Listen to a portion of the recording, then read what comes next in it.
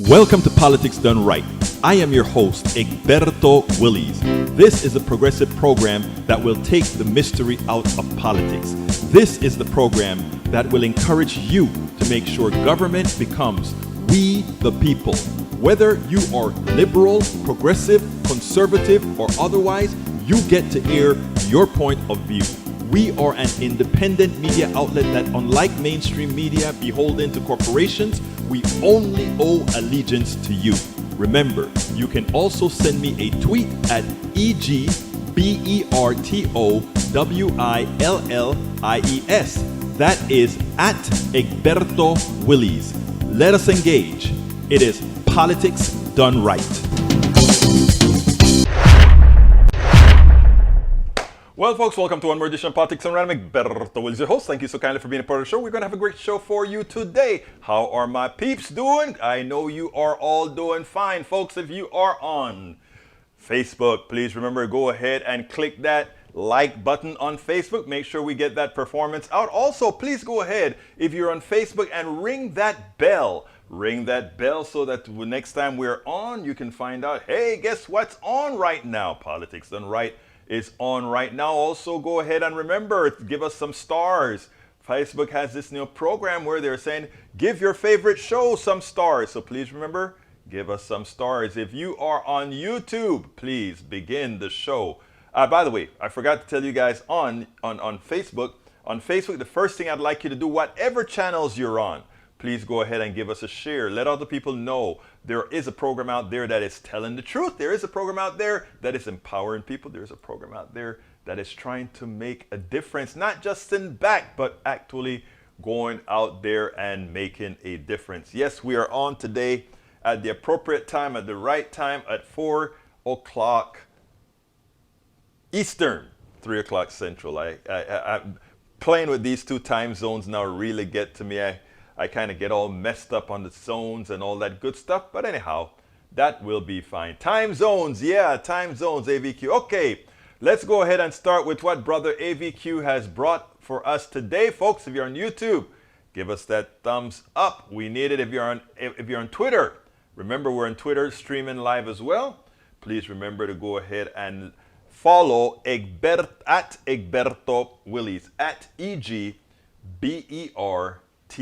That's the way you can get all the information when we post blogs, when we have new stuff out. We go ahead and drop a tweet out there that you can get that. So go ahead and follow at Egberto Willies. Egberto is spelled EGBERTO. Again, at EGBERTO, at Egberto Willies. Welcome aboard. Hey, Daniel Ledo, I see you there in the room as well. Thank you for being here, my brother. All right, Michael Rudnin says fossil fuel subsidies are proven harder to end than first thought. President Biden campaigned on ending oil and gas industry subsidies, but getting rid of them requires passing legislation. A bill eliminating the overseas drilling subsidies stalled in Congress. 3 minute listens through with accelerating global warming being an existential threat. The idea that we continue fossil fuel subsidies is a cultural insanity. You know, all those people, Michael, that talk about saving the earth for our kids, or when they talk about they care about our kids so much that they don't want to put the burden of taxation or overspending on our kids, yet they don't mind leaving something that is intractable, climate change. They don't mind doing that to our kids. You wonder where that concern really is. Okay, second item from El Señor Rudnin. The carried interest tax loophole costs $180 billion a decade. Why don't Democrats close it? Democrats don't close it because they the amount of Democrats that are... We don't have enough Democrats who are not corporate owned to close it. That's the answer. Anyone remember the carried interest loophole that lets hedge fund executives and private equity managers among the wealthiest people in America pay a tax rate no higher than most Americans? Actually, it's worse because they actually get... I think if I recall correctly, held long enough, their earnings are taxed at capital gains rates instead of maximal tax rates. It's a pure scam. They get the tax break even though they invest other people's money. There you go. Money rather than risk their own. Barack Obama promised to get rid of the loopholes. He failed, so remarkably did Donald Trump. Guess what happened? Nada. Niet. Nothing. Got to fix that, people. We got to fix that. Last one from Michael Rudnin. Moderna vaccine, no match for Omicron except with booster, study finds. A preliminary study made public Wednesday studied blood samples in the lab from 30 people who had gotten 2 Moderna shots, and it found that the antibodies in their blood are at about 50 times less effective at neutralizing the Omicron variant of the coronavirus. Looks like time to talk to my doctor again about getting the booster. Again, I want to repeat what Michael Rudnin found out. It says, a preliminary study made public Wednesday studied blood samples in the lab from 30 people who had gotten 2 Moderna shots, and it found that the antibodies in their blood are at least about 50 times less effective at neutralizing the Omicron variant of the coronavirus. Again, we have to increase then our dosage by a bunch. Let's get busy, people. Get vaccinated. Before I get on to the interview that we have, which is a solid interview, I think you guys are going to want to see this. But I want to rant about Build Back Better. Build Back Better is necessary for all those people that are borderline poor, borderline middle class. They want to continue to get that subsidy that helps out a little bit, right? It helps them. It helps them move forward. It allows them to get that extra gas in the car so that they can get a job maybe a little bit further. You know, it helps. If you remember from the interview that I did a few days ago, when Hal said, I won $10,000. And I thought, oh, you got a windfall, Hans. What are you going to do with your $10,000? And Hal said, pay daycare. Make sure that my kid can have daycare.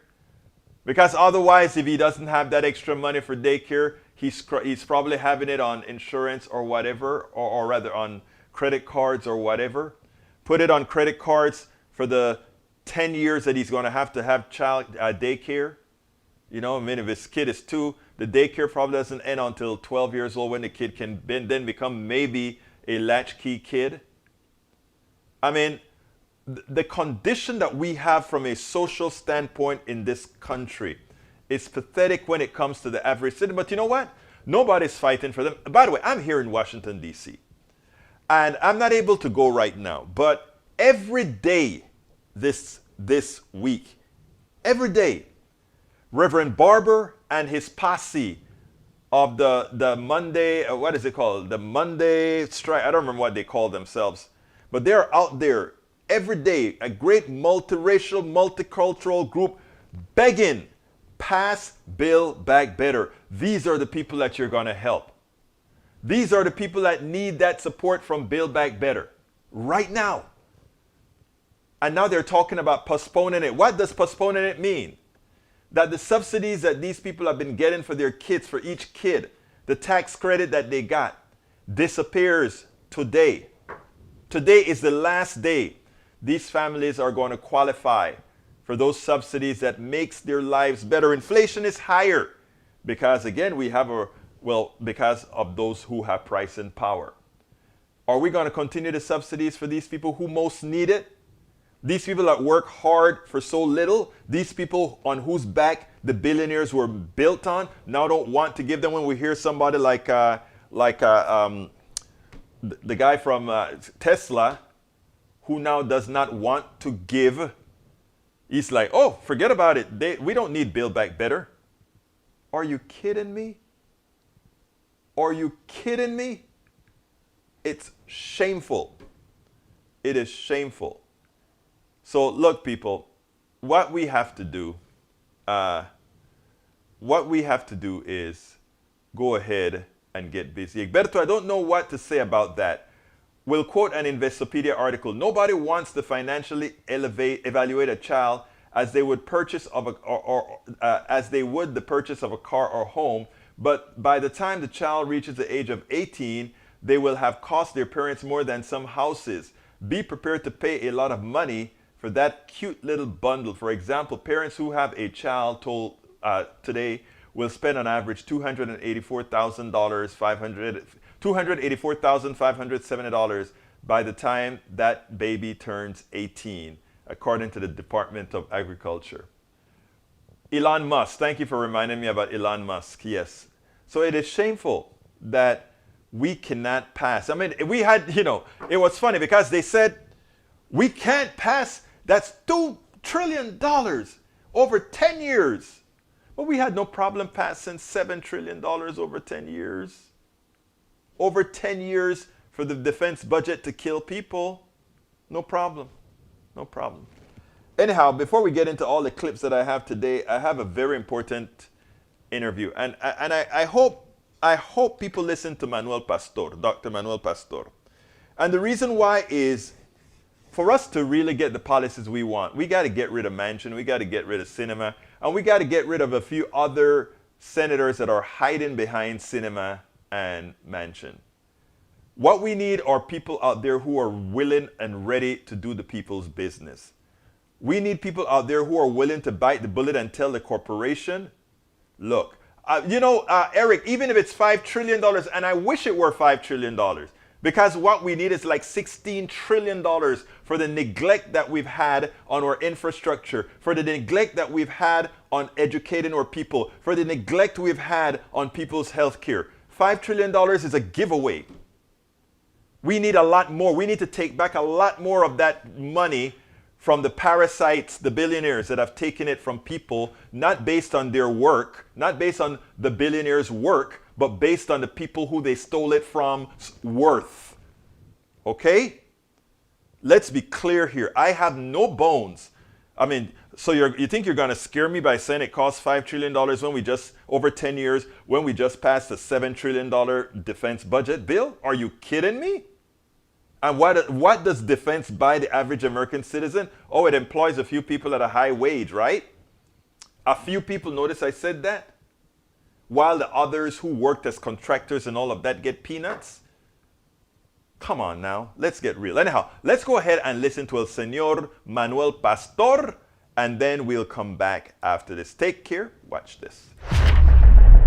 Welcome to one more edition of Politics Done Right. I'm Egberto Willis, your host. Today we have the honor once again to speak with El Doctor. Dr. Manuel Pastor is a distinguished professor of sociology and American studies and ethnicity at the University of Southern California. He currently directs the Equity Research Institute at USC. Pastor holds an economics PhD from the University of Massachusetts Amherst and is the inaugural holder of the Turpin Chair in Civil Society and Social Change at USC. And I meant Turpin. How do you say that, Doctor? It's Turpangian. It's an Armenian name. It's an Armenian name. We know how to pronounce that. Yo hablo español, so I don't get it. Anyway, my friend, look, it's a pleasure to have you on. I think we've had you on a year or so ago during the election period. Is that correct? Yes, exactly, yeah. And here's something that the way I want to start this conversation. This last election made you look like a genius. That's all I need to say. Now run with it. Well, I think one of the things that I tried to point out when we talked is that people keep asking, how are Latinos going to vote? As though Latinos are one single group, as though there's not variation by the country of origin, the geography where people live, and their political predilections. And so one of the things I think that came out of this last election that a lot of people were surprised by was the fact that Trump actually improved his standing with Latinos. And it's quite difficult to think that someone who was promising to deport your grandmother would actually wind up doing well amongst your people.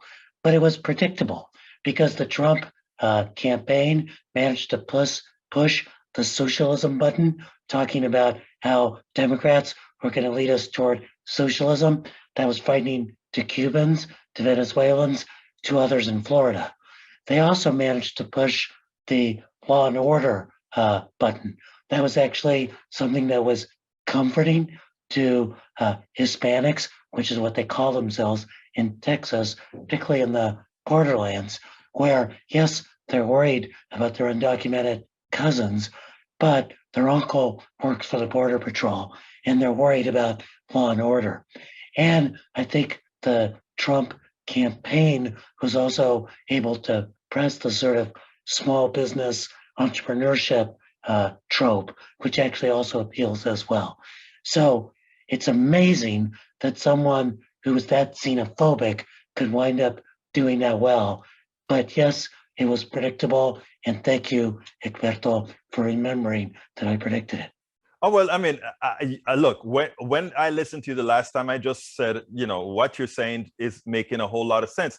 Now, Latinos, they like to group Latinos into one particular demographic. It's like they like to group everybody into a particular demographic. And I think, whereas I believe in identity politics, Doctor, I honestly believe in identity politics because if you don't have if you didn't have identity politics, it would say that we are all homogeneous and everything is working fine. However, it has to be played exactly, not played, it has to be handled exactly right for what ails that particular identity. Why don't you explain how trying to throw identity politics the wrong way with Latinos will always hurt the Democrats? I mean, look at what's happening in Congress right now with the way they're trying to pass the Build Back Better bill with something that is unlikely to go through. Why don't you talk a little bit about that, if you will?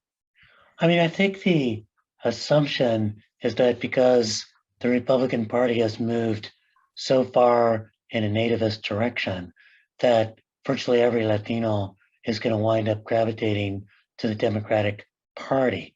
But people are composed of many different impulses that make part of their identity. I mean, one of the things that you and I talked about during the campaign was thinking, for example, about Black voters. And people were surprised that in South Carolina, Black voters would go for Joe Biden, whereas in California, Black voters wound up going for Senator Bernie Sanders. But those are two different kind of Black voters. Those South Carolina Black voters, they're more religious, they're more traditional, they've seen white backlash, so they're really maybe more comfortable with a white moderate who they think won't provoke so much backlash. Black folks in California, far more part of a radical tradition. That's, there's a reason why the Black Panther Party was born in California and in its multiracial and more leftist politics. So every population needs to be decomposed by its own political and cultural history. A lot of that is specifically geographic.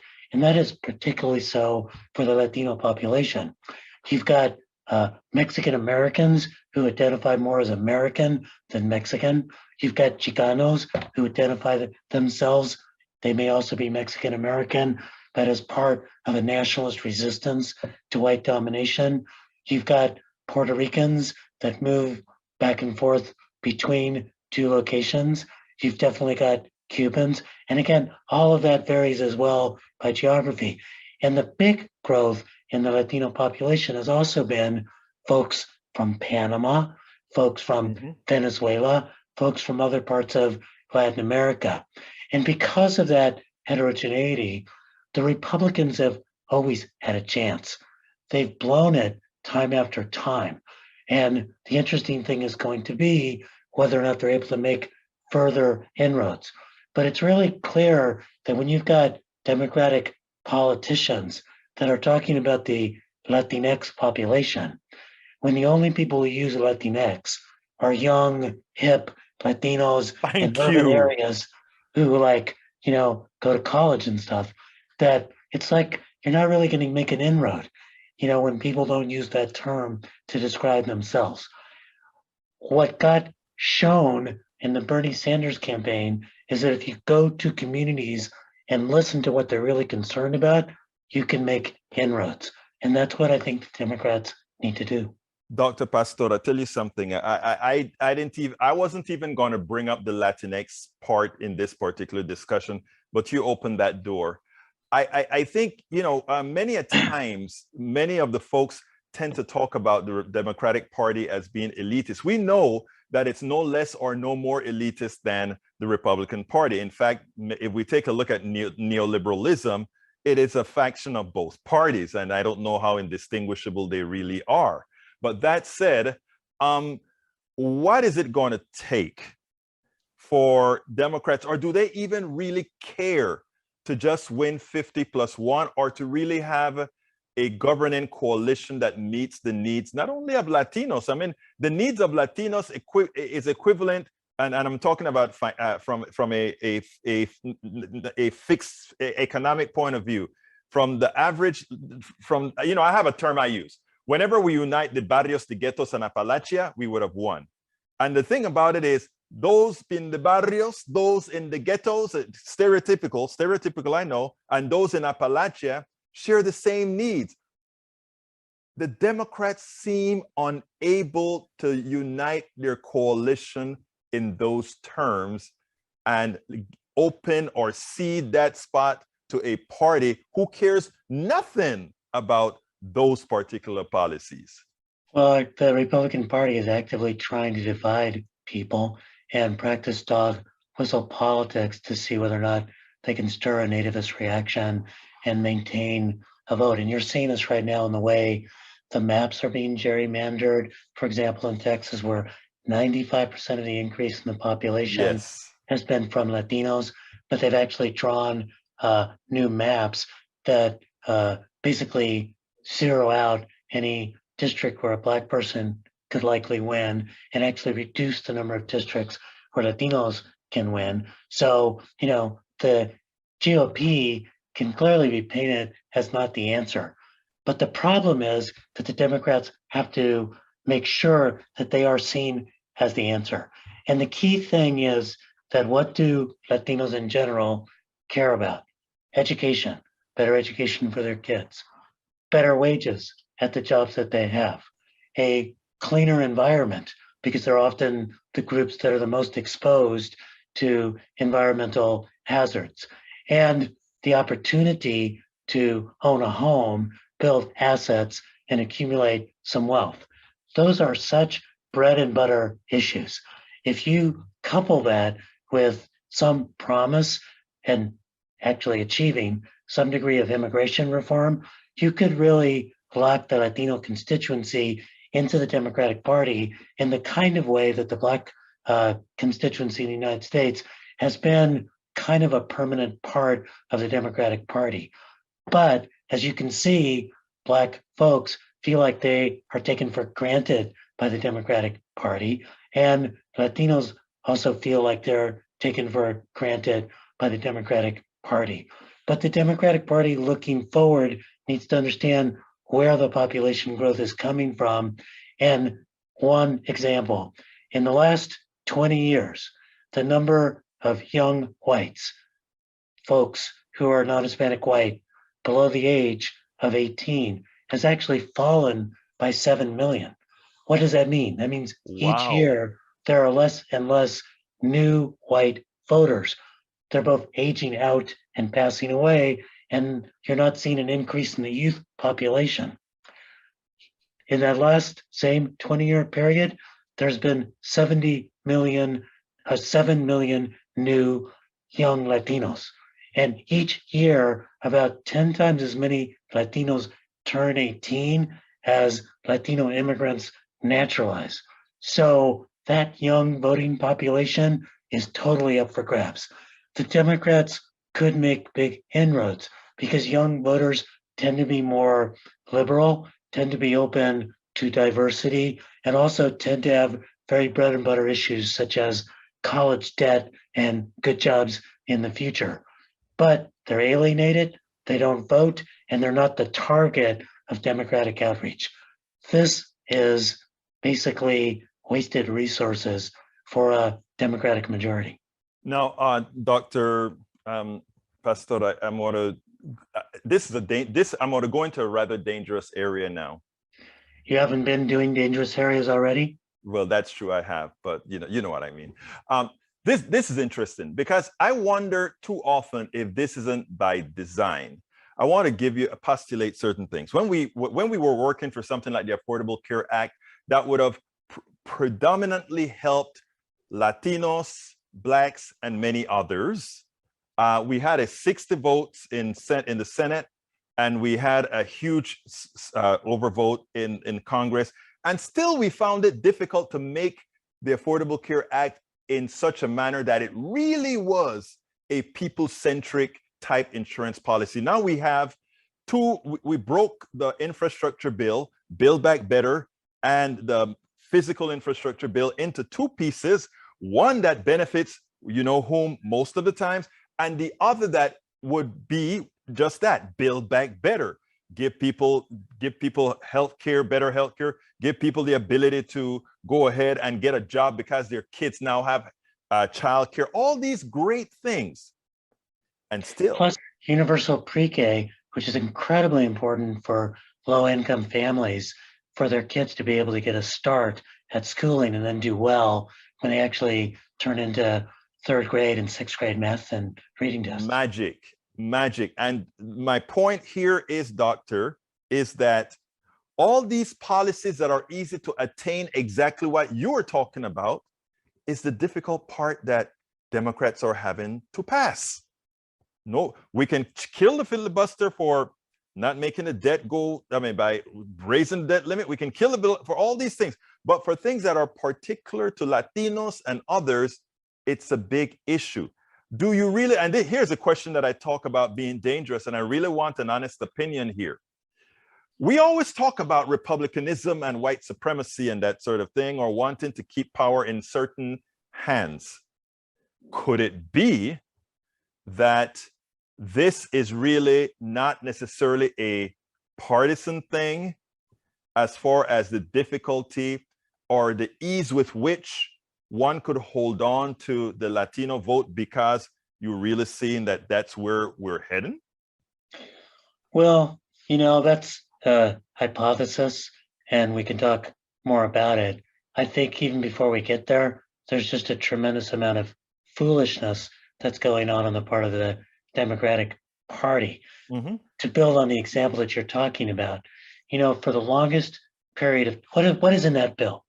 What is in that bill is caring for the elderly, Mm-hmm. extending health care, providing child care, providing universal pre-K, caring for the planet by investing in climate resilience, and a series of other things that might have led us to call that bill an investment in our caring economy. What did it get called instead? Reconciliation.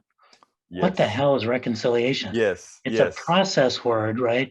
Which suggests that you have no narrative, no message to really appeal to people, and you're talking just about process issues that are interesting to folks in Congress or to political reporters rather than to people in their daily lives. So I think there's a tremendous amount of foolishness going on around the narrative and the messaging that ought to be there to really attract the support that would be possible. Even Build Back Better is kind of tough because so many communities feel like they were left behind and kept behind that when you're saying build back, you're wondering, well, maybe it'll be better, but that whole back thing wasn't working for me. So how do you really shift the message? And maybe that's where you're right, which is that if you were really serious about this, you would really work on the messaging, the narrative, and the political organizing to engage those folks. Let me just give you an example from California where we know the polling data pretty well. This seems to be true at a national level, but it's also true, but it's been proven by about 12 years of polling in California.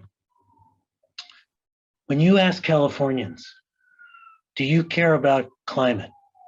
Do you think that the climate crisis is a very serious crisis that threatens our quality of life and our economy? About half of white Californians say yes. About 57, 58% of Black and Asian Californians say yes. 2/3 of Latino Californians say yes. So when you think about the way climate gets messaged as a general concern or something probably mostly white environmentalists care about, in fact, Latinos care deeply about it. Why? Because the climate crisis is associated with bad air and asthma in our neighborhoods, because there's a climate gap in terms of who's subject really to heat waves and wildfires and so many of these other disasters. And so, what about if the Democratic Party really lifted up the climate crisis as a racial justice issue? Could it have more appeal, animate more constituencies? I think it might. So I think that's where perhaps the big failure of the Democratic Party is you've got these constituencies that are really ripe for the taking and then ripe for the cementing into a permanent majority and coming up short. Now, doctor, it is evident that you know what you're talking about. You've already called out what occurred in 2016, or rather 2020. But moreover, I think it is clear that it is clear what you're saying. And it is clear you've done your research, etc. My concern is this. There are a lot of smart people that are paid hundreds of thousands of dollars in messaging for a party who's collected a whole lot of money. You called it foolishness. That's what you called it. Is it foolishness or is it some sort of intentionality? Your thoughts? You hadn't answered that quite, the way I expected to, because I cannot sit back here, professor or doctor, and feel that these guys cannot be that ill-informed or ill-advised. Why haven't they come to see El Señor Manuel Pastor, who has studied this item? You've been all over the newspapers, New York Times, everywhere else. Why haven't they said, come on our team? Well, there's been a significant underinvestment in Latino mobilization. It's been pointed to over and over again. I think that one of the things that's true, and then we'll just jump into the intentionality piece, is that there's this tremendous business of politics where consultants make a tremendous amount of money and repeat things in ways that are supposed to make elites feel comfortable and like things are manageable. And one of the things we know from the research is that a couple things I think happened in the last campaign too, is that Latinos respond more to high touch than high tech. Mm-hmm. So you need a ground game to really mobilize people to get out to vote. Whatever set of reasons, just text messages and TV is not going to do it. You need door knocking that goes on. Second, you need to actually operate in the world of Spanish. There's a lot of Latinos who are perfectly comfortable with speaking English, who nonetheless get their news in Spanish. Mm-hmm. Because if you watch Univision or Telemundo, Telemundo, a lot of the stories there are things that you and I might be interested in: the immigrant experience, Latino small businesses. It's just kind of stuff you're interested in that's not being covered in quote unquote mainstream media. One of the problems is that the level of disinformation, not on Univision and Telemundo, but the level of social media disinformation in Spanish is much higher than it is in English. Mm-hmm. And there was no concerted campaign because people who were running these big campaigns weren't listening in Spanish, weren't speaking Spanish to say, wow, we really need to combat this stuff that's saying that Democrats are socialist, because they're not saying Democrats are socialists. They're saying los demócratas, ellos son socialistas, ellos van a tomar toda tu propiedad y tus derechos y todo eso, right? And what's happening is that if that's not being listened to and combated, you're going to get a lot of disinformation. So, I know enough Democratic leaders to know that there are people of goodwill who really want to do the right thing. And then there's a lot of people who are engaged in political malpractice. And I think the problem is that, for the most part, saying you're frustrated with Democratic political leaders and then turning to Jim Jordan and Marjorie Taylor Greene and Kevin McCarthy, yes, it's like a really unappealing alternative. Yes. Yes, it is unappealing, completely unappealing. I can't see it. But we are running low on time, Dr. Pastor. So, you know, you've been with me before. You know the last question I'm going to ask. What would you have liked me to ask you that I didn't?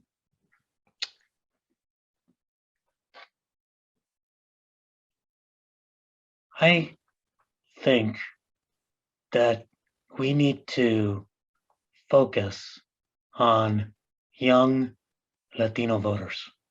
That we need to, there's a great group in Texas called Jolt. And what it's realized is that mobilizing the older Hispanic voter, that's one thing, but getting young millennials who, for example, they might think of themselves as Latino, but they often think of themselves as quite mixed because they might have a lot of friends who are white or black or Asian. A lot of them are much more comfortable with different kinds of sexualities. They're really interested in social media. They're very interested in relief of college debt. They're very interested in what their career is going to look like.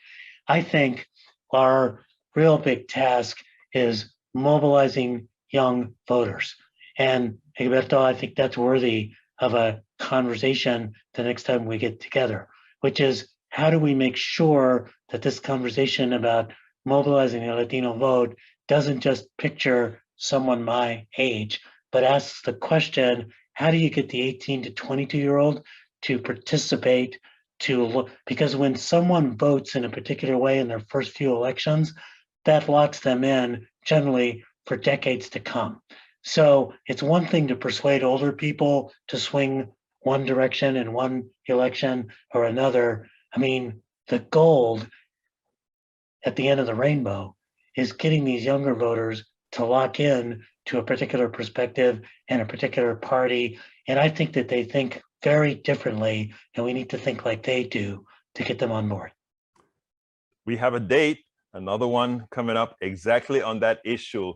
Dr. Manuel Pastor, Professor of Sociology and American Studies and Ethnicity at the University of Southern California. It's been my honor once again to have you with us. Thank you so kindly for having been on Politics Done Right. Como siempre, un gran placer. As always, a great pleasure. Muchísimas gracias, señor. Adios. All right, folks, I hope you enjoyed that. Hey, I didn't have that smooth transition, but anyhow. So yeah, Manuel Pastor, friend, look, let me tell you something, man. The doctor has his P's and his Q's. He has the T's crossed and the I's dotted. I wish somebody from the Democratic Party would go ahead and say, Senor Pastor, I want to talk to you. I want to talk to you. Okay, before I go ahead to the messages, we are way past the half-hour mark, and it's time for me to say, folks, please go ahead and go to politicsandright.com/YouTube to become a part of our posse. If you're on YouTube, just go ahead and click the join button. Become a part of our posse, become a part of our membership. We would love to have you. You are invaluable to us, but here is the link, politicsandright.com/YouTube. Alternatively, you can support us at Patreon, politicsandright.com/Patreon. I think I'm going to tape this stuff so I can just play it every time, right? There you go, politicsandright.com/Patreon, politicsandright.com/Patreon. That is how you can make sure that we continue to put out the truth, good information, stuff that people need to hear, not what you're going to hear on the news media, etc. solely, because we only owe our allegiance to you. And last but not leastly, politicsandright.com/PayPal is the way you can support us via PayPal. Of course, you can always shop at our store and get our hoodies, get our t-shirts, get our hats, get our socks, everything. politicsandright.com/store, politicsandright.com/store. And to get all our books, it's worth it. How to talk to your right-wing relatives, friends, and neighbor. Hey, you're coming up to the Christmas time. Leave the discussion off the Christmas table. Just hand them the book as a gift. Say, hey, my good friend at Politics Done Right wrote this book about how to talk to your right-wing relative, friends, and neighbor. Why don't you check it out, read it? So why don't you guys buy a few of those books, support the show by doing that. At the same time, you're pointing the message to people who would get it, and tell them to read it, and tell them they can talk to me, send me emails, etc. directly. And guess what? You're going to get an answer. It may take a while if the volume increases too much. Right now I'm at the stage of about 300 a day, 300 messages a day that I can answer. But hey, what can I say? Look, folks, we need your support. politicsandright.com/books is how you get the books. Hey, guess what? When you go ahead and get, as I see it, class warfare, the only resort to right-wing doom, all that crap that the drug company tells you about patents and all of that, it's a lie. About innovation, it's a lie. About having prices high so that innovation continues, it's a lie. The capitalists don't innovate. We do. Remember that. I've talked about that in I got a video on that as well. All right, and don't forget all the different ways to support us. You can find at politicsandright.com/support. Yesterday I said Liz Cheney, we share different ideologies completely. Liz Cheney is a conservative. I am a left-wing progressive. But you know what? We're both patriots. And Liz Cheney continues to earn my kudos day in and day out. I would have lunch with Liz Cheney without a problem. I'll have dinner with Liz Cheney without a problem. I will even compromise with Liz Cheney because she's earned that right. She's earned that right. I want you to check this out, then we'll go ahead and take it on the other side. Did I load that one up? I think I did. Actually, I think I did Liz Cheney yesterday. I did Liz Cheney yesterday, so you guys can pull that one out from our thing, right? The one that I really want to talk about, though, is you know whom, Senor Stuart Stevens. Check this out. Lincoln Project Stuart Stevens hits the nail on the head. I want you to listen to this, and then we'll go ahead and take it on the other side. It is prescient. I want to play this Axios interview with Congressman Jim Clyburn. Take a listen. For a party such as the Republican Party, that my parents were members of, for them to turn the whole party apparatus over to one person means you're no longer a party, but you're now a cult. And that's what is happening. And it's time for the right-thinking people in this country to step away from cult worship. But Stuart, Adam Kinzinger stepped away, and he's not running for re-election. Liz Cheney is a constant target tonight on Fox News. So what's the answer? Well, look, I have one disagreement with the congressman there. I don't think that Donald Trump changed the party. I think Donald Trump revealed the party. These people are what they want to be. The Republican Party is very comfortable being an autocratic movement now. And that's hard for a lot of us who worked in the party to come to grips with. But I don't know any other conclusion to come to in any kind of honest intellectual sense. They are about the business of changing what we've always known as American democracy. There was a plot to end the peaceful transition of power, and Mitch McConnell surely knew about this PowerPoint. He did nothing. You can't count it. It's just, it's at a point that really is almost unimaginable for us. And to understand the point, it's essential. And that's why I hit the Republican politicians and work with the Republican person. And here's what I mean. Listen to what Stuart said. Donald Trump revealed who the party is, not that Donald Trump changed the party. The leadership of the party works for the plutocracy. The leadership of the party works for the corporate structure, but they have to mimic that or make believe that they support the average citizen. And how do they do that? They create angst among the citizenry. They create angst among different genders. They create angst among different races, etc. Because in dividing they can conquer, because they know that their policies individually cannot stand up alone. Unfortunately, they are not the sole purveyors or supporters of the plutocracy, of the oligarchy, of the corporatocracy. They have their fingers in both parties, less so in the Democratic Party than in the Republican Party, but they have just enough to create chaos. And what we showed here is that the chaos can go overboard when they believe they have no other alternative. And January 6th was a group believing, a sect led by Donald Trump, who believed They had no alternative, so they created that faction, that structure, to create what was ultimately going to be the destruction of democracy. We have to understand how these things operate. They're not what you're going to hear on the mainstream media, who caters everything they say, not solely towards you, the people, but also the plutocracy that they themselves are dependent on. Absolutely. So, and if you want to know, the only way to solve it is really to have some sort of a voter bill, right? In other words, we need I think it's SB1 or S1 or N1 to take care of that. Well, check this out from Warnock. Warnock really gave a speech that every Democrat should listen to in detail. Check it out, and we'll take it on the other side. Georgia Senator, newly elected Senator Raphael Warnock, I mean, he said a piece out there on the floor of the Senate that everybody needs to listen. And I tell you something, listen to his words. If after having the majority of the Senate, well, again, 50-50 plus the vice president, if we don't accomplish the things that we need to, specifically going forward, build back better, as well as voter rights, in other words, making sure that we protect against voter suppression, etc., we really don't deserve to have leadership. If we allow the minority party to get their will against the will of the American people, why should the American people put us there? I want you to listen to Warnock, and then we'll take it on the other side.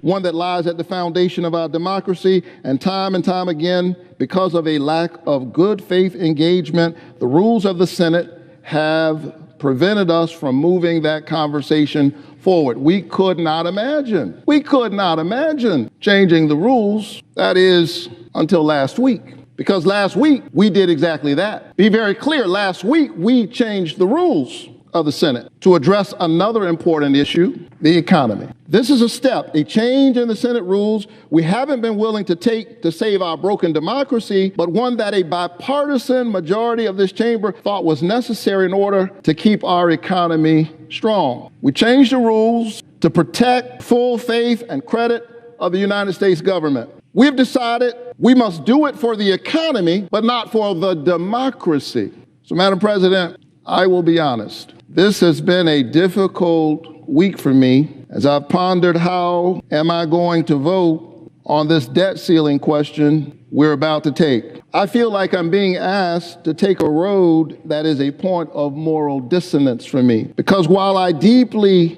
believe that both our democracy and our economy are important, I believe that it is misplaced to change the Senate rules only for the benefit of the economy when the warning lights on our democracy are flashing at the same time. In light of the conniving methods of voter suppression we have seen enacted into law since the January 6th attack on the Capitol, I come to the floor today to share with the people of Georgia and the American people the message that I shared with my colleagues over the weekend and earlier today during our caucus meeting. I said to my Democratic colleagues over the last several days, number one, unfortunately, the vast majority of our Republican friends have made it clear that they have no intention of trying to work with us to address voter suppression or to protect voting rights. We cannot let our Republican friends off the hook for not being equitable governing partners. If we are serious about protecting the right to vote that's under assault right now, here is the truth. It will fall to Democrats to do it. And if Democrats alone must raise the debt ceiling, then Democrats alone must raise and repair the ceiling of our democracy. How do we in good conscience justify doing one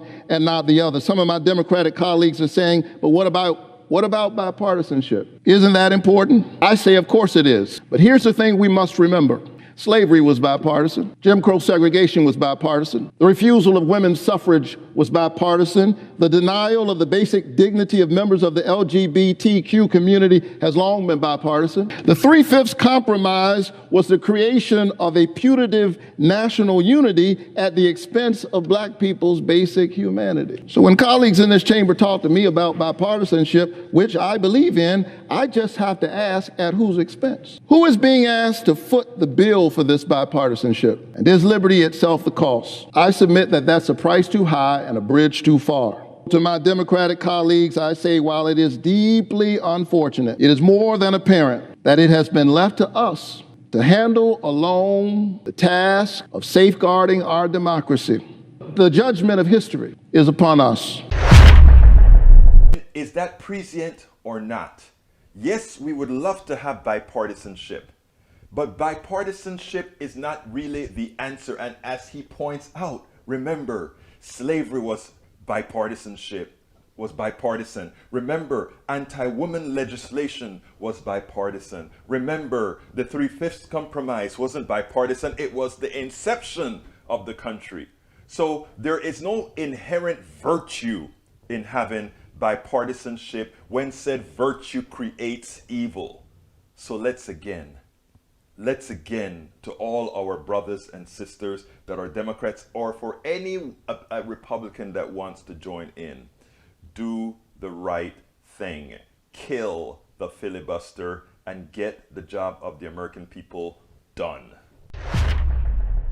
We get the work of the American people done. Time to salute my peeps again. Bridge MCP says, very late, but hello. Let's see who else we got. Eric Hayes say, no, you don't want bipartisanship, not at all. And I think that goes all around. Sadly, that's not true at all. Let's see. Mike Cisak, welcome aboard. Mike Cisak says, the problem he is mentioning is that it isn't a simple majority vote in the Senate. Exactly, but it should be. I mean, right now, even with a 50-50 Senate, we control much more people, a much larger population than those little states that get the same amount of senators. It is not fair. It is not the democracy. It's time to get that fixed. It's time to get the hell out of this ridiculous form of an electoral college that was only there to control power, to have power being controlled by a select few. All right, let's see. Peggy Lopez, welcome aboard. Barbara Wills, welcome aboard. Let's see what else we got here. The point here, Mr. Hayes, is you said, how do I know what Americans want? They're polled, and I study polls. And if you read my blogs and not just listen to words, but when I say things, it's because they're researched. So not only have they been researched scientifically, I've done my own scientific research. You've seen me in the days that I lived in Starbucks. I've been talking to mostly conservatives, and it's interesting how much they support the types of policies that we want until they realize, oh, you know, that's a progressive policy. Oh, I don't like it then. It's amazing, isn't it? It's amazing. Peggy Lopez, welcome aboard. If I miss anybody, let me know. Tom C., hermano mío, ¿cómo estás? ¿Cómo estás, Tom C.? Tomás C. AVQ agreed. Let's see, Tom C. must have had something prescient to say where Michael... The Democrats are the majority party based on popular vote. Gerrymandering, voter suppression, campaign financing, and electoral college, the Senate, the filibuster are keeping the GOP in power. Exactly.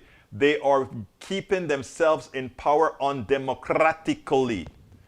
Everybody has to understand that. Most Americans are progressive. Most Americans vote Democratic. The Constitution has a distinct flaw.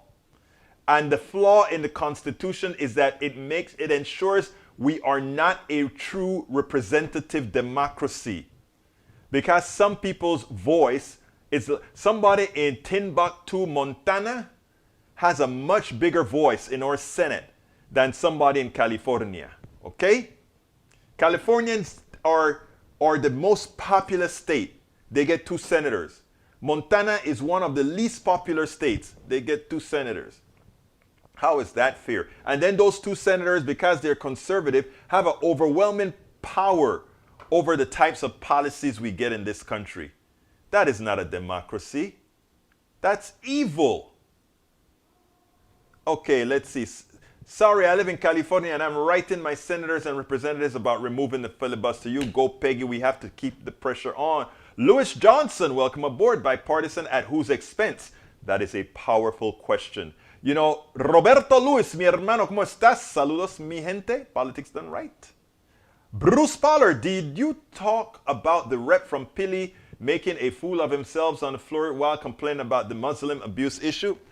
You know, there are certain things, Bruce, that I simply don't even bother with. But the truth of the matter is, I didn't even see that one, Bruce. Hey, Bruce, how are you feeling?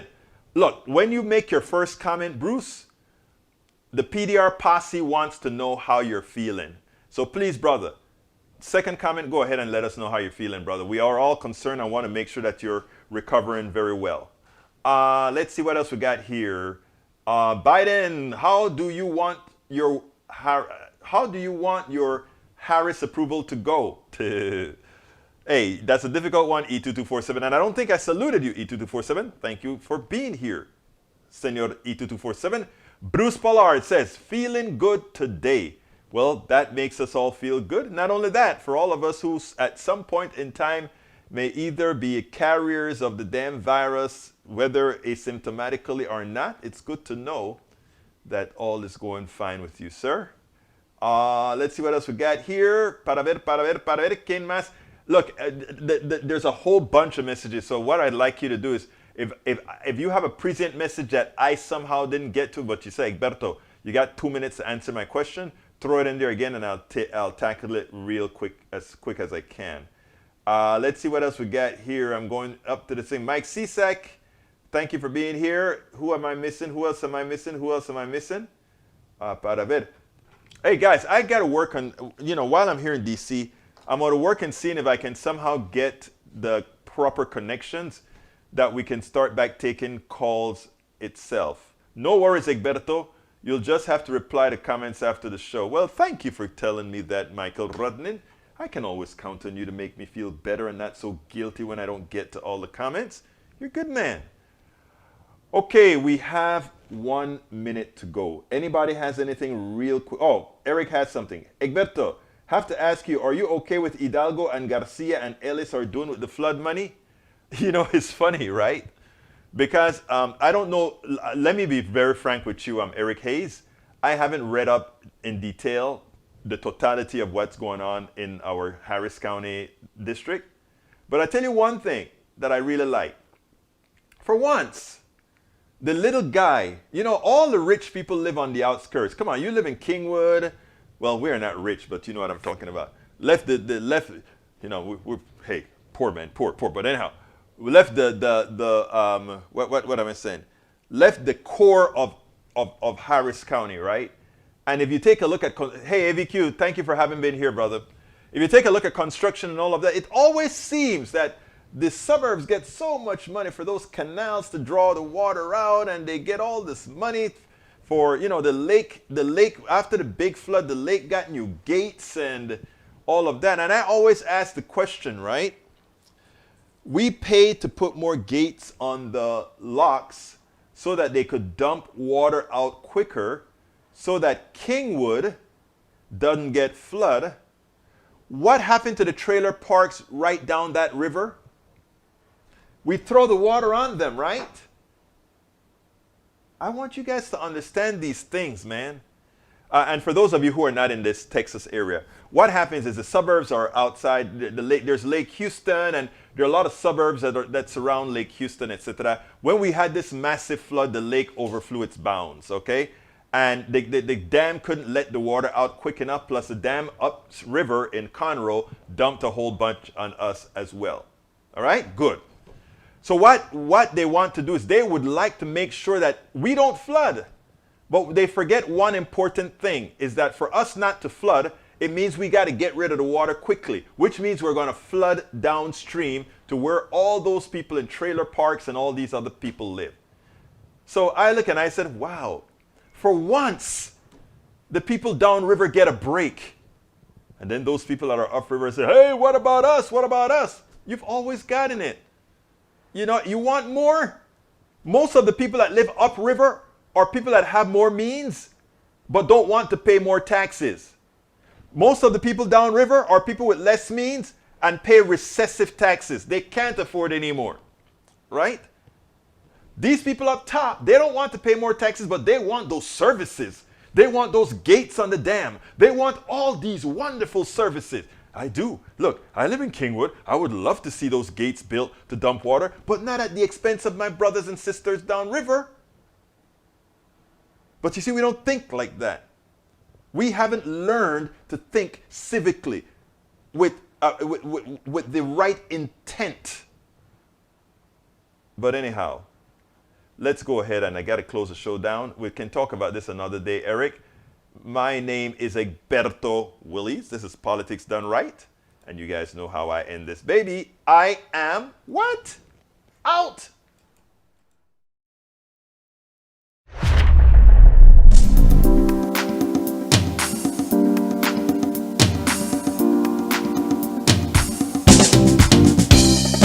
Welcome to Politics Done Right. I am your host, Egberto Willies. This is a progressive program that will take the mystery out of politics. This is the program that will encourage you to make sure government becomes we the people. Whether you are liberal, progressive, conservative, or otherwise, you get to air your point of view. We are an independent media outlet that, unlike mainstream media beholden to corporations, we only owe allegiance to you. Remember, you can also send me a tweet at EGBERTOWILLIES. That is at Egberto Willies. Let us engage. It is Politics Done Right.